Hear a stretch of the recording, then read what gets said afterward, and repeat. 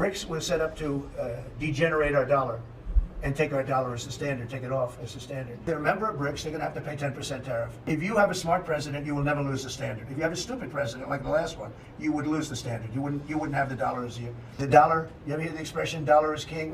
Brick देश एक बार फिर अमेरिकी राष्ट्रपति डोनाल्ड ट्रंप के निशाने पर हैं। अभी हाल ही में हुए ब्रिक्स समिट के बाद डोनाल्ड ट्रंप ने कहा कि जो कोई देश ब्रिक्स का पार्ट है उसे 10% टैरिफ झेलना पड़ेगा। If they're a member of BRICS, they're going to have to pay 10% tariff.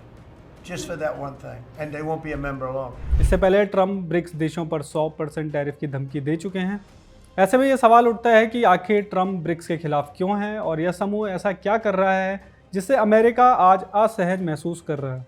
आज हम इस विषय पर बात करेंगे और साथ ही बात करेंगे डी डॉलराइजेशन पर और इस पर भी कि कैसे और क्यों अमेरिकी डॉलर दुनिया में आज इतना ज़्यादा ताकतवर है। ट्रंप ने ब्रिक्स पर आरोप लगाया है कि यह समूह अमेरिकी डॉलर्स के प्रभुत्व को खत्म करने का काम कर रहा है।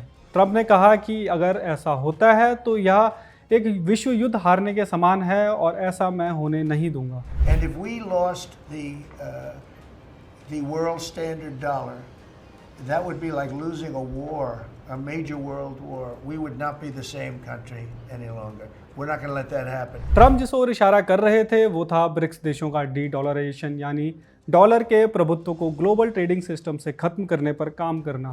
ब्राज़ील में हुए ब्रिक्स सम्मेलन में सभी सदस्य देशों ने एक सुर में कहा कि हम सभी स्वतंत्र देश हैं और हम ग्लोबल सिस्टम में वर्षों से चली आ रही पश्चिम की दादागिरी को स्वीकार नहीं करते। वैसे तो ट्रंप ब्रिक्स का मजाक उड़ाते हुए कहते रहते हैं कि यह समूह कोई खतरा नहीं है और ना ही इनकी इतनी हिम्मत है कि यह डॉलर के डोमिनेंस को ख़त्म करें, लेकिन ट्रंप की बार बार टैरिफ की धमकी देना बताता है कि ब्रिक्स आज अमेरिका के आधिपत्य के लिए एक बड़े खतरे के रूप में उभर रहा है। ऐसा इसलिए क्योंकि ब्रिक्स जो साल 2009 में सिर्फ 4 देशों से मिलकर बना था, आज एक बड़ा समूह बन चुका है।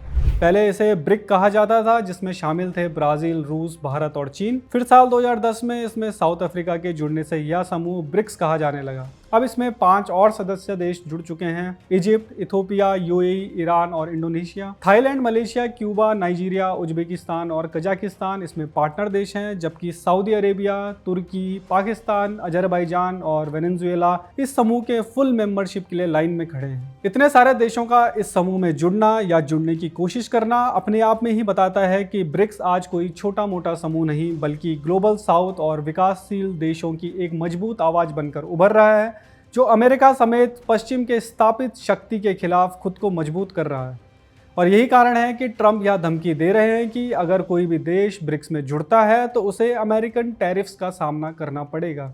ट्रंप के बयान से यह साफ पता चलता है कि पश्चिम के अर्थशास्त्री और नीति विश्लेषज्ञ चाहे ब्रिक्स के बारे में कुछ भी कहें, लेकिन हकीकत यह है कि आज यह समूह पश्चिम के लिए एक चुनौती बनकर उभर रहा है, जिसके केंद्र में है डी डॉलराइजेशन।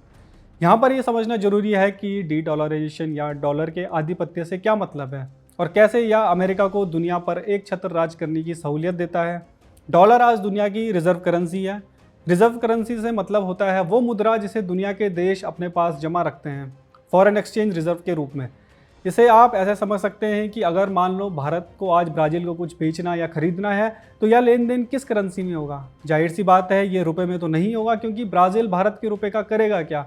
तो ऐसी कोई करेंसी चाहिए होती है जो दोनों देश इस्तेमाल कर सकें, और इसे ही कहते हैं रिजर्व करेंसी। और आज दुनिया की रिजर्व करेंसी है यूएस डॉलर। इसीलिए सभी देश आज डॉलर्स को अपने पास जमा यानी रिजर्व रखते हैं, जिससे वो दूसरे देशों के साथ व्यापार कर सकें। अब सवाल है, डॉलर को ही रिजर्व करेंसी क्यों चुना गया, यूरो या युआन को क्यों नहीं? इसका जवाब जानने के लिए हमें इतिहास में थोड़ा पीछे जाना पड़ेगा। पहले व्यापार गोल्ड स्टैंडर्ड के जरिए होता था। हर देश अपनी करेंसी को गोल्ड से जोड़ता था। जितना जिसके पास गोल्ड वो उतना पैसा छाप सकता था। मतलब कि देश एक दूसरे से ट्रेड के लिए गोल्ड का इस्तेमाल करते थे। जब ये सिस्टम था तो इसका बॉस था ब्रिटेन। ऐसा इसलिए क्योंकि ब्रिटेन एक कॉलोनियल पावर था जिसने दुनिया भर से सोना लूट के अपने पास जमा कर लिया था। इस वजह से ब्रिटिश पाउंड की वैल्यू सबसे ज़्यादा थी।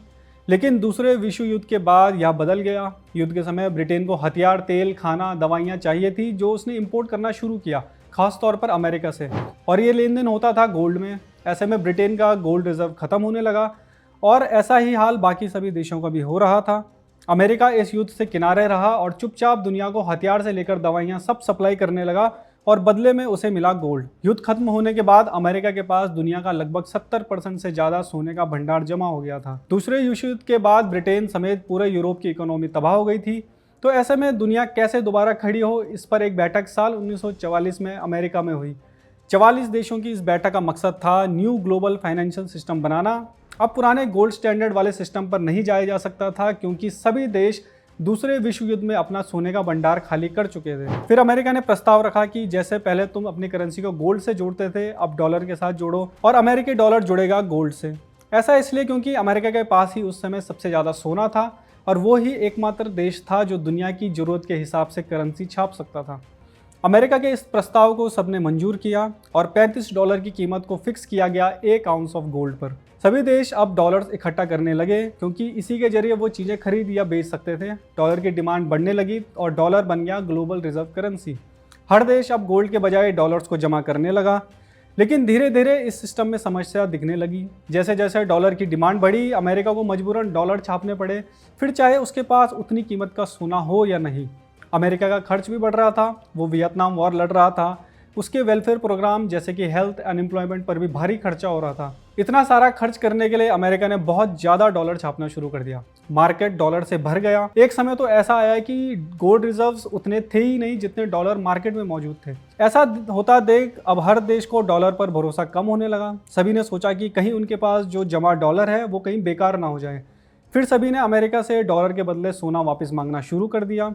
यही तो वादा था ब्रेटन वुड्स का, डॉलर के बदले सोना और सोने के बदले डॉलर्स। लेकिन अमेरिका अगर सबको सोना देने लगता तो अमेरिका के खुद के खजाने में सोना ही नहीं बचता, उसके गोल्ड रिजर्व्स ही खत्म हो जाते। फिर अमेरिका ने सभी देशों को डॉलर्स के बदले सोना देने से मना कर दिया।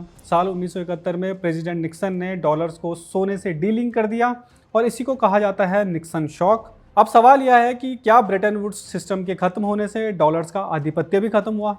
नहीं, ऐसा नहीं हुआ। अमेरिका ने डॉलर्स को रिजर्व करेंसी बनाए रखने के लिए एक और नया सिस्टम तैयार किया, जिसका नाम था petro dollar system. Bretton Woods के खत्म होने के बाद अमेरिका सऊदी अरब के पास गया। साल 1973 में अमेरिका और सऊदी अरेबिया के बीच एक सीक्रेट समझौता हुआ। इसके तहत सऊदी सिर्फ डॉलर में तेल बेचेगा और बदले में अमेरिका सऊदी को सुरक्षा देगा। मतलब कि अगर किसी देश को तेल चाहिए तो उसे सबसे पहले डॉलर्स खरीदने पड़ेंगे। यानी कि हर देश को अब डॉलर चाहिए था। सऊदी के बाद बाकी ओपेक देश जैसे कि इराक, कुवैत, यूएई भी पेट्रो डॉलर में शामिल हो गए। अब दुनिया भर के देशों को तेल खरीदने से पहले डॉलर खरीदना पड़ता था। डॉलर की ग्लोबल डिमांड बनी रही क्योंकि हर देश को तेल चाहिए था।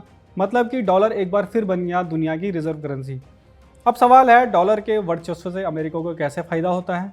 अमेरिका मनचाहा डॉलर छाप सकता था, यूएस को डेफिसिट की चिंता नहीं थी और धीरे धीरे पूरा global financial structure dollar centric बन चुका था। अमेरिका ने डॉलर को एक जियोपॉलिटिकल हथियार की तरह इस्तेमाल करना शुरू कर दिया। जो देश अमेरिका की बात न माने उन पर सैंक्शंस लगा दो। जैसे रूस और ईरान को अमेरिका ने स्विफ्ट सिस्टम से बाहर कर दिया। चीन की टेक कंपनियों पर फाइनेंशियल रेस्ट्रिक्शंस लगा दी। रूस यूक्रेन के बाद अमेरिका ने रूस के एसेट्स को सीज कर दिया था और रूस के पास जो रिजर्व करेंसी डॉलर्स में थी उसके इस्तेमाल पर भी रोक लगा दी थी। जैसा रूस के साथ हुआ, ऐसा कल के दिन अमेरिका किसी और देश के साथ भी कर सकता है। और यही कारण है कि ब्रिक्स देश इस अमेरिका द्वारा बनाए गए इस सिस्टम के सामने अब अपना खुद का सिस्टम रख रहे हैं। ऐसा करने से वे अमेरिकी दबाव से बच सकेंगे, अपने आर्थिक फैसले खुद ले सकेंगे और अपनी करेंसी को मजबूत बना लेंगे। अमेरिकी प्रतिबंधों के बाद रूस ने भी धीरे धीरे डॉलर में ट्रेड कम कर दिया है। रूस अब ज़्यादातर व्यापार युआन, रूबल या बार्टर में करता है। भारत को भी रूस तेल लोकल करेंसी में ही देता है। साथ ही जब अमेरिका ने रूस को स्विफ्ट सिस्टम से बाहर किया तो उसने एक ऑल्टरनेटिव सिस्टम बना दिया, SPFS। चीन भी डॉलर को फाइनेंशियल हथियार मानता है। अपने बेल्ट एंड रोड इनिशिएटिव के अंतर्गत चीन भी युआन में ही ट्रेड कर रहा है। साथ ही चीन दुनिया के 40+ देशों के साथ करेंसी स्वैप एग्रीमेंट कर चुका है और अब वो गल्फ से भी तेल युआन में खरीदने की बात कर रहा है। ब्रिक्स भी डॉलर को चुनौती देने के लिए अपनी नई करेंसी शुरू करने पर काम कर रहा है। अब सवाल यह है कि क्या डॉलर के डोमिनेंस को हटाना इतना आसान है? जी नहीं, दुनिया भर का फाइनेंशियल इंफ्रास्ट्रक्चर डॉलर पर ही बना हुआ है। निवेशक आज भी डॉलर को ही सबसे सेफ मानते हैं। IMF और वर्ल्ड बैंक दोनों संस्थाएं डॉलर सेंट्रिक हैं और ज़्यादातर इंटरनेशनल कॉन्ट्रैक्ट्स भी डॉलर में ही लिखे जाते हैं। लेकिन इसके बावजूद बदलाव की लहर तेज हो रही है। भारत और UAE के बीच साल 2023 में करेंसी स्वैप एग्रीमेंट हुआ था, जहां दोनों देशों ने ट्रेड को डॉलर के बजाय दिरहम और रुपये में करने का फैसला किया। आसियान देशों ने भी आपस में लोकल करेंसी में पेमेंट करना शुरू किया है। कई देश अब डिजिटल करेंसी बना रहे हैं ताकि वो स्विफ्ट जैसे US कंट्रोल नेटवर्क से आज़ाद हो सकें। साथ ही ब्रिक्स देश दुनिया के कुछ सबसे इंपॉर्टेंट ट्रेड रूट जैसे कि Suez canal, Hormuz strait, Hind महासागर को कंट्रोल करते हैं। इन देशों के पास फॉसिल फ्यूल से लेकर रेयर अर्थ मेटल्स तक का भंडार है। ऐसे में इन देशों के पास काबिल लेवरेज है जो आसानी से एक ऐसा सिस्टम तैयार कर सकते हैं जो डॉलर को बाईपास कर सके। और शायद ब्रिक्स देशों की इसी ताकत का नतीजा है कि आज ट्रंप और पूरा पश्चिम ब्रिक्स के उदय से इतना असहज महसूस कर रहा है।